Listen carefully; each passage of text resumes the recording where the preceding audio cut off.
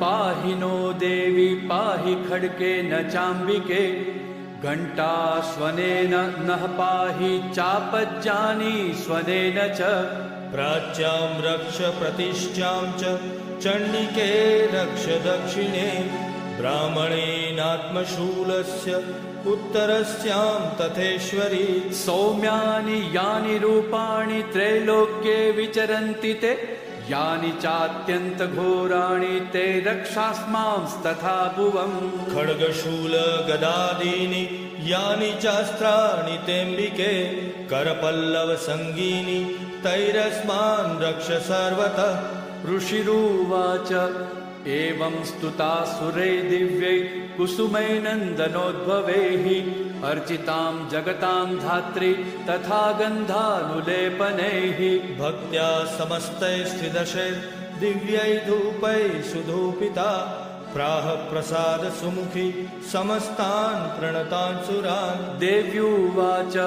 व्रियतां त्रिदशा सर्वे यदस्मत्तोऽभिवाञ्छितम् देवाऊचुः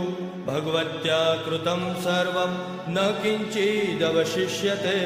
यदयं निहतः शत्रुरस्माकं महिषासुरः यदि चापि वरो देयस्त्वयास्माकं महेश्वरि संस्मृता त्वं नो हिंसेथा परमापद यश्च मर्त्यस्तवैरेभिः स्वां स्तोष्यत्यमलानने तस्य वित्तर्धैर्विभवैर्धनदारादिसम्पदां वृद्धये स्मत्प्रसन्ना त्वं भवेथा सर्वदाम्बिके ऋषिरुवाच इति प्रसादिता देवे जगतोऽथे तथात्मनः तथेत्युक्त्वा भद्रकाली बभूवान्तहिता नृप इत्येतत्कथितं भूप सम्भूता सा यथा पुरा देवी देव शरीरेभ्यो जगत्त्रयहितैषिणी पुनश्च गौरीदेहात् सा समुद्भूता यथाभवत् वधाय दुष्टदैत्यानां तथा शुम्भ निशुम्भयोः